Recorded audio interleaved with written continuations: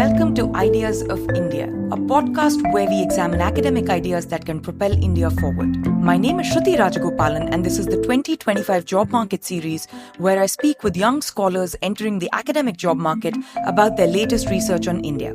Our fourth scholar in the series is Asad Tariq, who's a doctoral candidate in economics at the Indian Institute of Technology, New Delhi. His research focuses on the political economy of development with a particular interest in religion, politics, and public service delivery. We spoke about his job market paper titled Constituencies of Change, Electoral Redistricting and Public Goods Provision in India. We talked about the 2008 delimitation exercise, especially at the state level, about gerrymandering, the median voter versus swing voters and ethnic groups, public service delivery for minorities, especially Muslims, and much more. For a full transcript of this conversation, including helpful links of all the references mentioned, click the link in the show notes or visit mercatus.org/podcasts.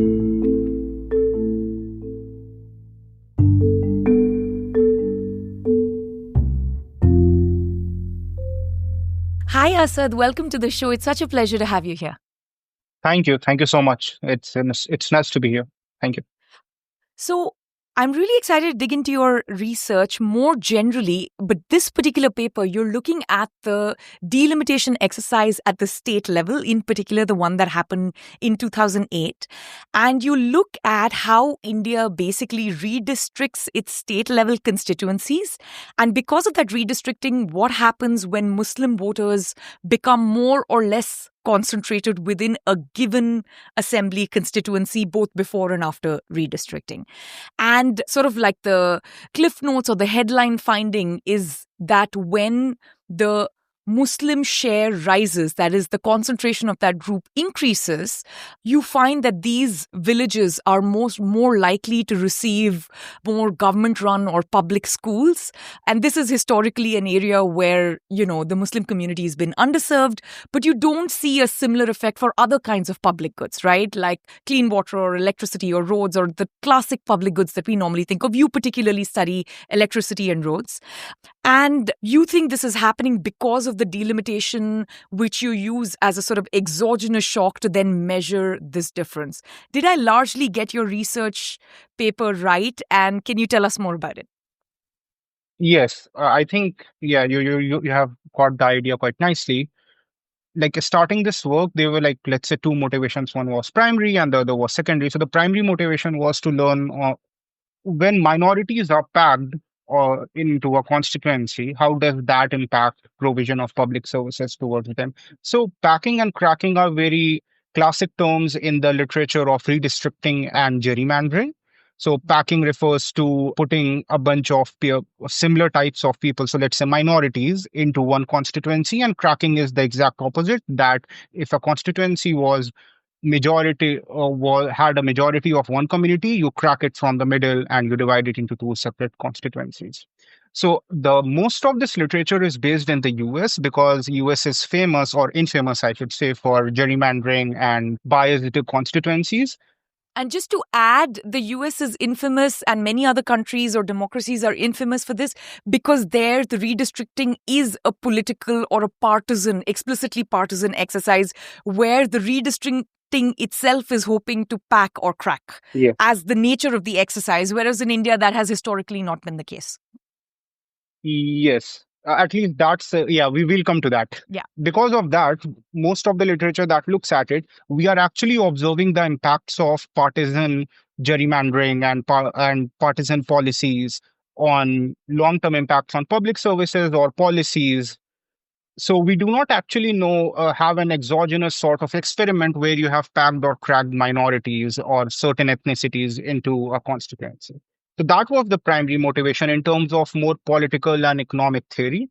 The secondary motivation was more rooted in India. So I worked with Sam Escher at Imperial College London. I worked under his supervision for a year.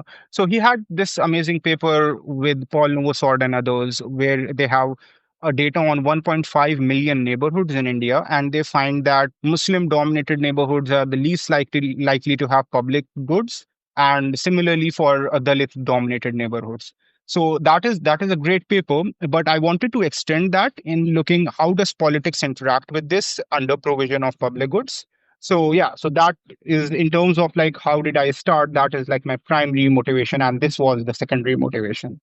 And so, to connect the dots with the paper that Sam and Paul and their co authors have written, the question there was just looking at how different minorities or groups experience public goods provisions. And here you actually explain in a more dynamic sense what might happen if the groups increase or decrease in size, right? And this really starts mattering because we have a first past the post system. So the concentration of a minority increasing a little bit or decreasing a little bit may have larger effects on, who actually ends up winning in that particular constituency, or even more generally, who ends up forming the government because of this kind of change in concentration. Am I thinking about this the correct way? Yes, exactly. Also, I think in Sam's paper, it was more about neighborhoods in terms of that the neighborhoods are enumeration blocks defined in the census, and people are living in there. And then you look at, okay, in enumeration block one, what are the number of schools this block gets? In my paper, I have villages instead of enumeration blocks. So I'm looking at rural India. So they remain the same. People are not, at least I assume that people are not moving in and out of the villages significantly. What is happening is that the boundaries are being redrawn. Yeah. So it becomes more dynamic, as you said. And I look at its under provision of public goods and I interact that with politics. How does that impact it in the long run? Because I have a 22-year panel. Yeah. So, what is the exact mechanism? Because you are looking at this over a period of time and also more dynamically and bringing in the politics and not just standard, fiscal distribution of resources or public goods provisioning. What, according to you, is the exact mechanism which links the delimitation exercise to minority concentrations and finally to the provisioning of public goods?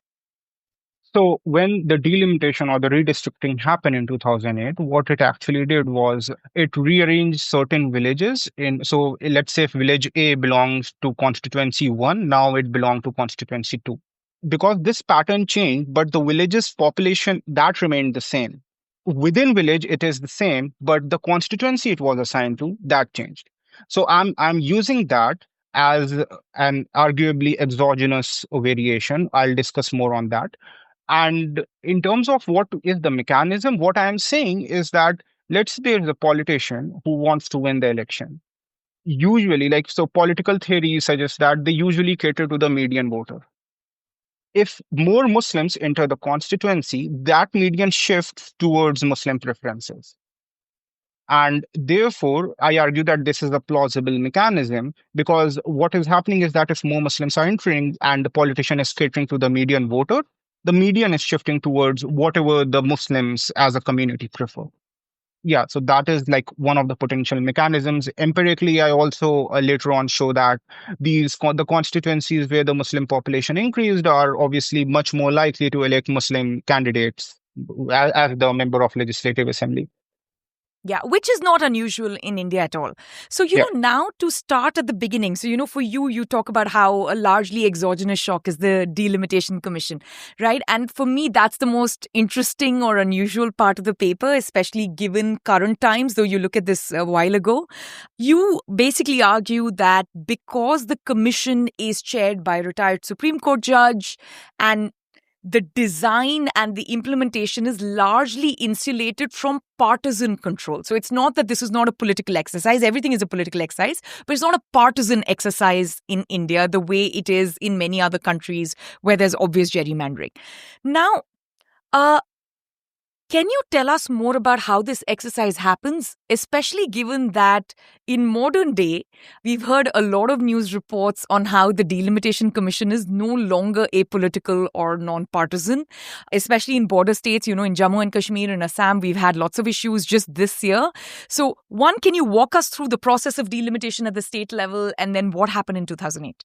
I completely agree with that. What you said last, that there have been a lot of news reports about the much more recent delimitation in the border states. So, yeah, this is not a commentary on what is happening right now. I only particularly look at the 2008 delimitation because that is my entire identification or the exogenous treatment.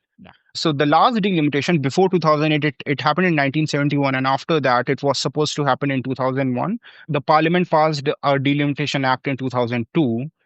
That delimitation act, what it did was it made a committee which was chaired by the retired Supreme Court judge and other members of the Election Commission and state election commissions. So then they started collecting data and tried to bifurcate constituencies.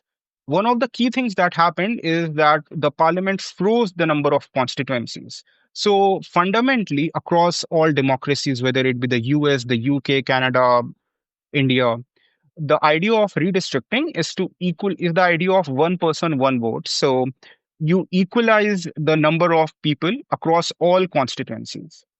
But because of a plethora of political reasons in India. Primarily, it had to deal with that some states said that because we have a lower number of population, it is impacting our representation in the legislature. So you cannot penalize us for having lower population. So because of those reasons, in each state, the number of constituencies were frozen. So in India, redistricting did not imply equalization of population across the country, across all constituencies. It only equalized population within each state. Yeah. So this didn't affect parliamentary constituencies, only legislative assembly constituencies. No, it basically. affected both. It affected both. So even the parliamentary constituencies for each state remain frozen.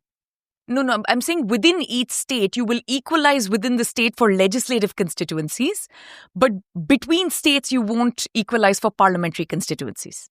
Within each state, they are still going for equal size constituencies largely, right? Yes. And because each state is its own thing and is not affected by the 2001 freeze, which then got kicked down to 2026 and so on, for the legislative assembly seats, we still have one person, one vote within each state. Yes. Yes. So within each state, the one person, one vote stands for the legislative assembly. So I look at the legislative assembly constituencies. So after this was done, the election commission started redrawing these boundaries. Once they redrew it, they made it public through the Indian government gazette and the state gazettes. And then they asked people or political parties to challenge it. And at times people did challenge it and then they redrew it. So this process took some time. And eventually the final boundaries were made public in 2008. Yeah. So one of the criticisms, and I don't know how much this impacts your paper because you're very specifically looking at Muslim concentrations, but if I remember correctly, in 2008, a major criticism of the delimitation exercise was that there was a lot of imbalance between urban and rural voters because, since the previous census, those within each state, the urban and rural share had dramatically changed. And one major criticism was most migrants were either from the highest sort of decile of the socioeconomic order or from like the bottom two deciles of the socioeconomic order, right? At which point there is a question of concentration, not so much maybe based on religion or caste, but there was a question of inequality and how we are redrawing the lines between the rural and the urban areas. How do you think about that question interacting with this question of Muslim concentration? Yeah. So ideally, I would love to include the urban areas in my data as well. But the problem is that I faced was that the data for urban neighborhoods did not exist. So that is why in my paper, I primarily look at rural India, which is the villages. For example, you said that a lot of people have migrated. So so I cannot say much about that in terms of like people migrating to urban areas because I am only focused on what is happening in the rural areas, primarily because of data limitations. Sure. But what I mean is that you may have changes in concentrations because, Dalits, because of poor opportunities in the village, may have left in larger numbers, therefore changing the concentration of Muslims in a particular village or something like that. So are you worried about those kinds of effects? For the village level population, I observe it in the year 2013. And it is roughly in the middle. So my pre-period goes from 2000 to 2008, and the post is from 2008 to 2020. So I do not have dynamic population changes in the village level because the census does not release a Muslim population at the village level. So what I had access to through SAM was this scrape data from the SECC, which did have population estimates for the village level. So yeah, so I have that in 2013. So what you are saying is true that a lot of Dalits might have migrated to urban areas, but that would be true if I was looking in the year 1976 and then comparing it to 2008. I have data from 2013. I don't think there would be like very significant migration in terms of Dalits or Muslims from 2008 to 2013. Moreover, I also do this very basic exercise of looking at correlation between rural Muslim population and urban Muslim population in a constituency, and these two are very highly correlated with each other. Okay. And fairly stable from what I understand. At least in the 20-year period that I In the look at the 20-year data. period Yeah, yeah, that you're looking at. yeah. One of the reasons why I specifically look at Muslims as compared to other marginalized groups in India, let's say the scheduled castes or the scheduled tribes, is primarily because there have been reservation norms, political reservation norms for the scheduled castes and scheduled tribes. And there is plethora of literature on how this reservation has impacted their development outcomes. I did not want my results to be confounded by political reservation and as well as my minority concentration. So for example, I could have done the same exercise for, let's say, scheduled caste. I could have looked at their constituency level population share and their village level population share. But what I was afraid of is that they have reservation at multiple levels. So there is reservation at the Panchayati Raj, there is a reservation at the constituency level, there is also reservation at the parliamentary constituency level. Yeah. And especially at the Panchayati Raj, that keeps on changing.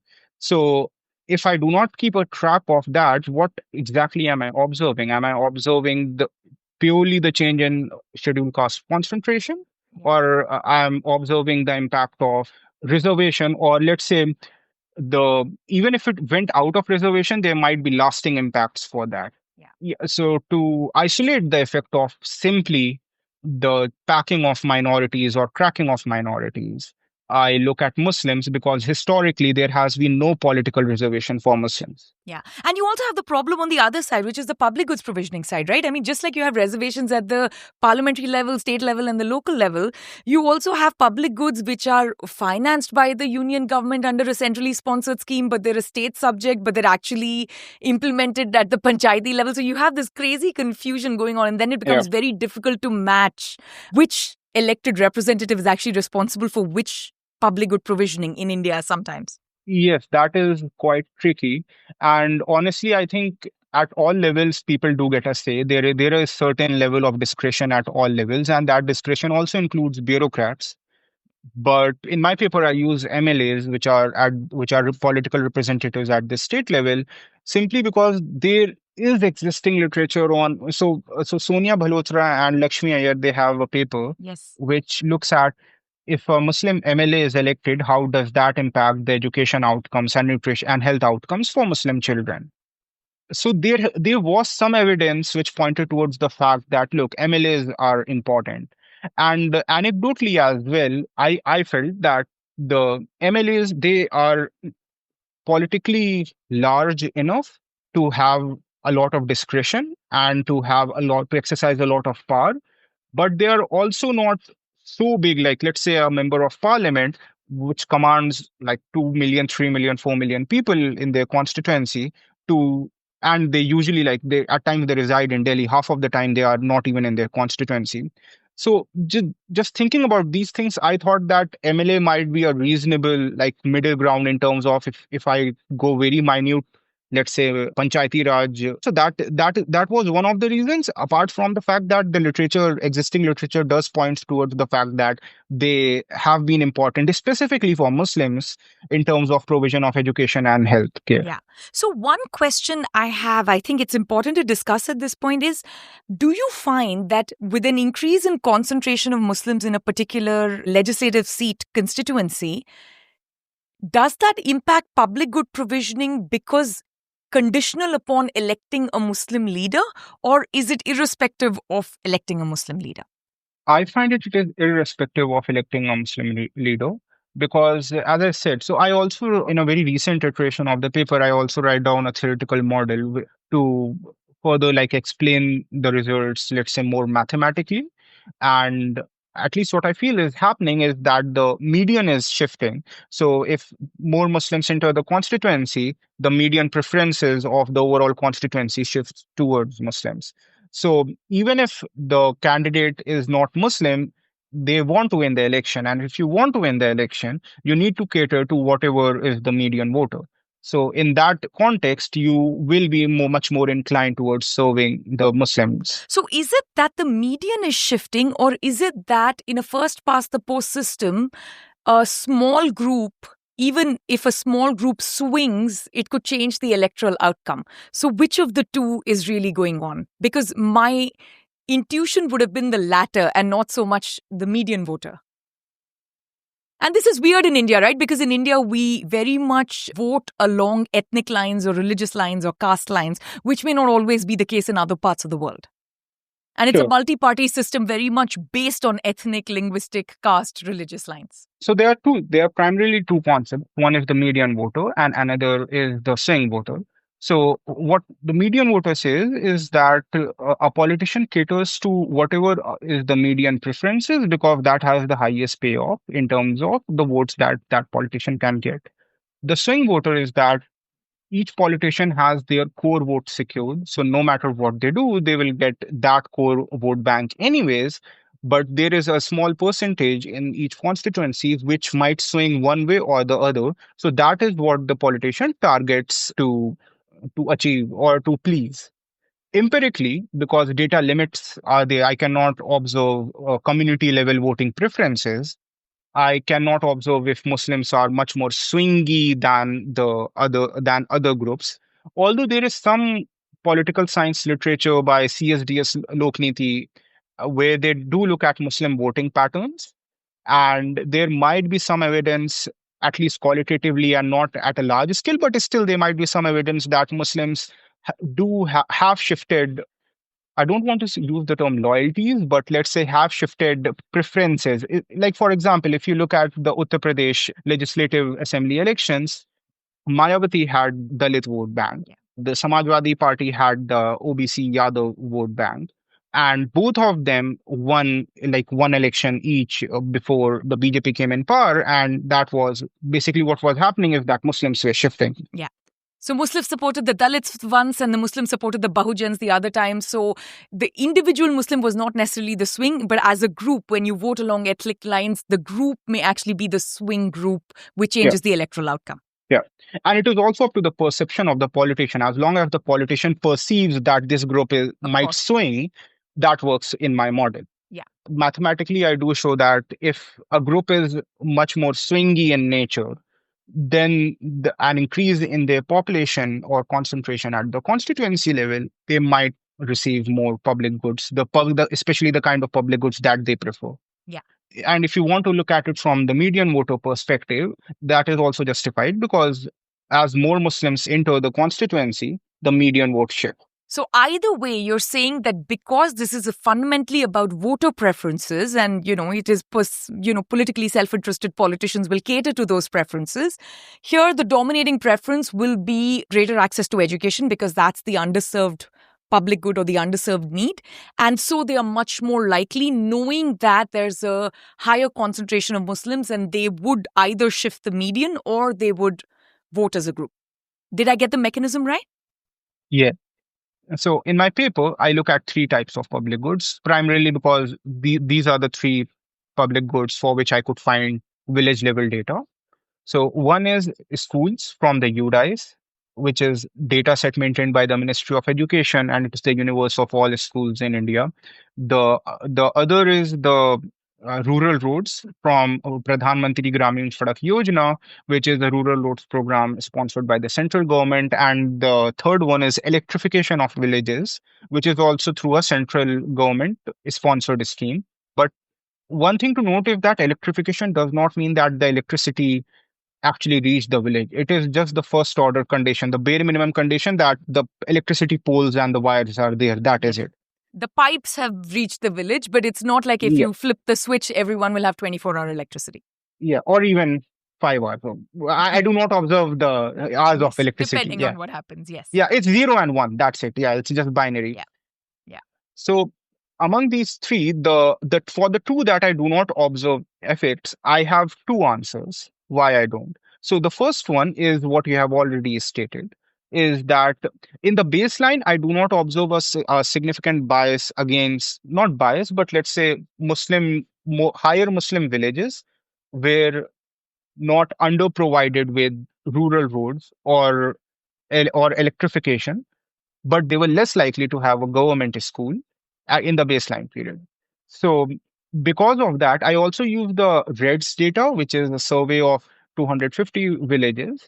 So, they do ask the village head to rank, they give them set of 9 public services, and they assign a number of importance to it. So they need to rank it from 1 to 4, one being the lowest importance and 4 being the highest importance.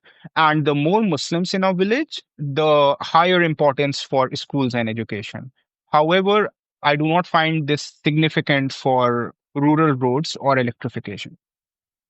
So using these two data points, I say that, okay, it might be the case that because Muslims were underprovided with the schools, you crave what you don't have. So you want schools because you did not have schools.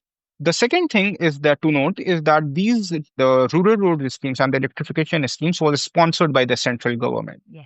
And because it was sponsored by the central government, relatively speaking, MLAs might actually have less discretion. I'm not saying they will have zero discretion, but Yeah. they might have less discretion. So that might also be coming into play there. When you look at this, how do you measure something like this? I have the Muslim population at the village level. I assume that remains fixed. Not the population, but the population percentage. It remains fixed because I cannot observe it dynamically. I only observe it in a point in time. Yeah. For the constituency population, so I use maps. So I have digital maps through Shrug, which is a very good resource for data users. If anyone is listening is interested in Indian data, again by Sam Escher, Paul Novosword, and their team. So I use digital maps from Shrug to overlay the village maps with the constituency maps, both before and after delimitation. And through this, I link the village to constituencies, again, before and after delimitation. I have the village level population for Muslims. I calculate the constituency level population for Muslims by aggregating, again, before and after. And for each village, I subtract the after Muslim population with the before Muslim population. So that becomes my treatment, a continuous treatment, in the sense that whether it could, if it is zero, then no change. If it is positive, then it increase, negative, it decrease. Village population proportions remain the same, and I interact it with binary variable, which takes value 1 after the year 2008, which is a classic diff and diff strategy. I find that for high Muslim villages where there has been an increase in Muslim population at the constituency level, they are much more likely to get a government primary and a government above primary school. I do not find any impact on private schooling, which makes sense because it would be weird if private schools increase. And I do not find any impacts on electrification of villages and rural roads. If 100% Muslim village shifts to a constituency where the Muslim population share increased by 1 percentage point, it raises the probability of getting a primary school by 0.24 percentage point and then above primary school by 0.19 percentage point. So relative to the mean, this is equal to a 1% and a 1.4% increase respectively. You mentioned a second ago that this shouldn't affect private school provisioning, right? I found that quite curious. So, if Muslims have largely been underserved by government schools, won't you expect that private schools will fill that gap? And when the government school gets built, there might be actually a decrease in private schools? Or does that not matter because the populations have also increased? In the baseline period, in the correlation that I observe in terms of schooling, so the higher the Muslim population in the village, it is negative all across the board. So the government is less government schools, less private schools. The only positive correlation is with madrasas. Yeah. So they have their own kind of schooling being provided, which is religious schooling, but both the government and the private sector are underserving Muslim majority communities when it comes to schooling. Yeah. Also, I think madrasas are, one could argue, although like they are recognized by the government, one could argue most of them run through charities, and it is some form of like collective private public good. Yeah. And it's also difficult to measure the differences in the kind of education they provide and so on and so forth, right? Whereas with a government school, this is what a government elementary school will provide. This is what a government Yes. secondary school will provide. Yeah. So now I guess my next question is, to go back to our head of the conversation where we talked about how you had assumed that the delimitation exercise in 2008 was largely exogenous in this particular study because it was done by a Supreme Court judge and it was non-partisan. We have a lot of reports increasingly that the delimitation exercise has not just become political and partisan, but that in particular, one of the targets is the Muslim community.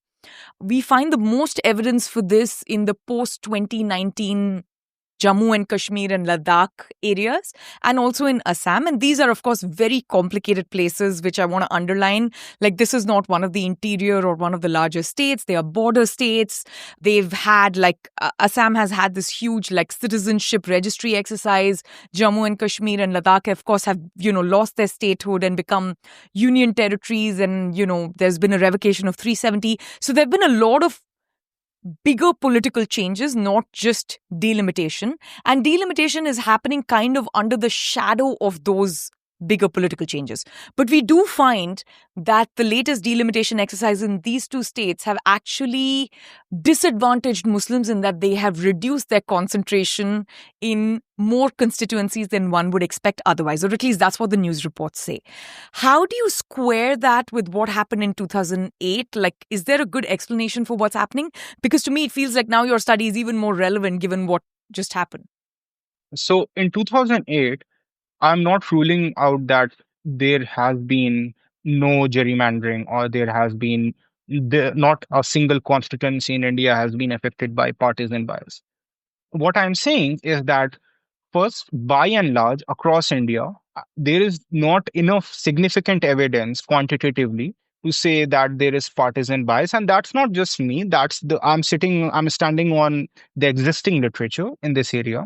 So I can cite some of the papers. So Lakshmi Iyer and Reddy, they have a paper where they show that there has been no partisan bias in the sense that redistricting, it did not favor incumbents, neither it affected the seat vote curve responsiveness. So a seat vote curve is a very classic measure of measuring gerrymandering. So let's say in an ideal proportional world, if a party gets 35% votes in a state, then 35% of the seats in the legislative assembly should belong to them. In a real world, especially in first past the post system and in India, we know that is not often the case. Yeah. So, and also in the US. So, like in the US, seat vote curve in the literature has been used to measure gerrymandering. So, they look at the seat vote curve. What they find is that there is not a significant difference before and after. The key thing is that before and after. So, if before it was already, let's say 1976, it was already messed up, it is not more or less messed up in 2008, post 2008. Okay. But the way that DID works, that should not impact me because I'm only observing before and after. So if that remains the same, it is not messing up my results. Second, so there has been some claims, even in the Structure Committee report, that Muslim-dominated constituencies were disproportionately reserved for scheduled castes. So Francisca Genesis, she has a paper where she shows that quantitatively, she shows that this is not the case. So that is also ruled out. Then there are a couple more papers where they show that even the influential politicians, they could not gain significantly favorable boundaries. There is also a paper by Resov where he shows that delimitation also successfully equalized voter population. So it achieved the goal that it set out to achieve. Now, what I'm trying to say is that in the most popular ways that gerrymandering could be done, or the literature says in the US, that is not the case in India. At least that's what the literature says. I further do this exercise where I also look at the compactness score of the polygons, which essentially means how compact a shape is. So I do not find a significant jump before and after in terms of the weirdly shaped constituencies. Yeah. Because if they are contriving to put a certain village in this side or the other Yeah. side, then you should get very odd shapes, which is not what we see in India. Yeah. The thing is, if I say, okay, here are 10 ways I tested gerrymandering does not exist, someone would come up and say, look, there is an 11th way which you can test. So, what I'm saying is that the existing literature and all the popular ways that I can think of, I looked at it, I could not find any evidence. I'm actually working on a proposal where I'm trying to dig deeper into the facets of gerrymandering in India and what more we could do to explore it. Yeah. But as of now, the existing literature points towards the fact that by and large, across the country, there is not significant gerrymandering or partisan bias happening in terms of political boundaries. Yeah. So all this literature is for 2008. Yeah. Right now, what is happening? It does need to be analyzed quantitatively, but yeah, the reports are quite concerning to say the least. Yeah, we've been reading the same stuff, right? So no Yeah, yeah, one's done a polygon analysis or anything yet, but and the elections haven't happened yet, to test for the outcome either. yeah, But it does seem like suddenly there's a lot more talk about delimitation exercise in these two border yeah. states, especially. Yeah, one could also argue that how independent the election commission is as compared to 2008. I mean, the concerns are there and the concerns should be there. So the last thing I would want is someone to take my paper and cite it as no evidence of gerrymandering in 2025. So yeah, that is definitely not the case. No, At least that is not what my paper says. No. I totally understand. The reason I want to dig into it this specifically is because now I want to get into the policy implications of your paper, right? So, if there is this greater benefit to a disenfranchised community through better provisioning of public goods to serve the preferences of that underserved community, now suddenly gerrymandering or contriving to reduce the concentrations of these populations in given constituencies is going to have some impact on public goods provisioning and their overall, access to health, education, electrification, clean water, and so on. So that's where I wanted to reach after this discussion about what happened in 2008 and what's happening in 2025. Sure. Yeah. So if in the future, if the boundaries are drawn in a manner where the minorities are further cracked and they lose whatever little political power they have, then yeah. So I do think that whatever public good provision they are getting, that would be even lower, and yeah, that would have severe long-term developmental consequences towards them. Also, to backtrack in terms of delimitation, I forgot to cite this book. So there is this book called Redrawing Electoral Boundaries in India by Sanjeev Alam and co-authored by other people. It's a very good book if someone is interested in reading more about the redistricting procedure, especially the 2008 redistricting procedure. Yeah. No, this is super helpful. Now, I'd love to talk about another paper of yours, which is quite interesting because we had your co author, Arushi Kalra, who was here on the same series last year. And she discussed this paper very briefly. We were talking about her job market paper, and we talked about this paper where she was looking at the famous, or rather the infamous, Rath Yatra as an identification strategy. And I noticed when you were joining us on the podcast that you are now a co-author on that paper. So, one, can you walk us through what has changed on that paper since Arushi appeared last year? Yeah. So initially, that paper dealt with the Rath Yatra, and so there is existing literature by Blakesley which shows that the Rath Yatra was positively correlated with incidents of riots through each district that it went. What that paper does is it exploits this relationship between the Rath Yatra and the riots, and it shows that the districts through which the Rath Yatra went, the closer you are, there is a positive correlation with a higher level of education for Muslims. This is a very counterintuitive result because the way it was being explained earlier in the paper is Rath Yatra went through certain districts. It was correlated with riots, and as a result, segregation increased. Through this residential segregation over time, there was private provisioning of public goods, and that resulted in a higher level of education for Muslims. Yeah. That was the initial setup of the paper. So, Yes, that's what Arushi came and talked with us about. yeah. And I have been working on this with Arushi for, I think, since February of this year. And what I've done, so I had worked on the UDICE data, the school data extensively for my job market paper. So I had a sense of that. So I linked that to the pin codes and we got our hands on pin code shift file for all across India. So maps of pin codes because Arushi had the map for the Rath Yatra. So we were able to calculate the distance of the Rath Yatra from the centroid of each pin code.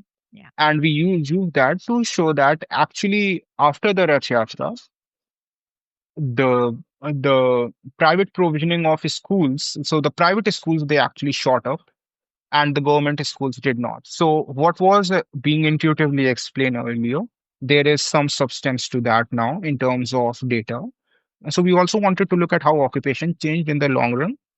So we do also find some evidence of occupational shifts in the long run using the NSS occupation codes across multiple rounds of NSS. And again, the mechanism is still through segregation, right? That Yeah. post riots, there is a tendency for both communities, Hindus and Muslims, to segregate themselves. And so there is now, as a consequence of that, there is a tighter targeting of whatever we're talking about. It could be employment opportunities, it could be education opportunities, it could be other kinds of public goods, but that's really the mechanism. Yeah, we also, right now, we are also thinking that it has to do with where you invest capital in. Yes. So let's say if in the pre-riot period you were investing in physical capital, land, shops, cars, whatever, you stop investing in that because that capital is not mobile. What is mobile is human capital. And there's a big literature on this with the Jewish community in Europe, Yeah, right? Which yeah. is, they are more likely, so I think there was a famous quote that said, why are more Jews not farmers? Instead, they are like violin players and physicists and goldsmiths and so on. And it's basically because the human capital is just far more mobile when you're a persecuted community. Yeah. So I think we do argue on those lines. We are still working on it. I'm to blame here because I have been very busy with the job market papers. So No, this is fascinating. And I'm so glad that you both combined forces and managed to look at this in an even more granular way to, confirm the original findings and sort of make them more robust. But Asad, thank you so much for coming on the show. It was a pleasure to speak with you. Thank you for sharing your research with us. thanks a lot. It's been extremely great to be here. Thank you. Ideas of India is produced by the Mercatus Center at George Mason University. If you enjoy this podcast, please subscribe on Apple Podcasts, Spotify, or your favorite podcast app. Help us grow by giving us a rating and leaving a review. Follow us on Twitter at @SRajagopalan and at Ideas of India. Also check out our initiative commemorating 30 years of India's market reforms at the 1991project.com.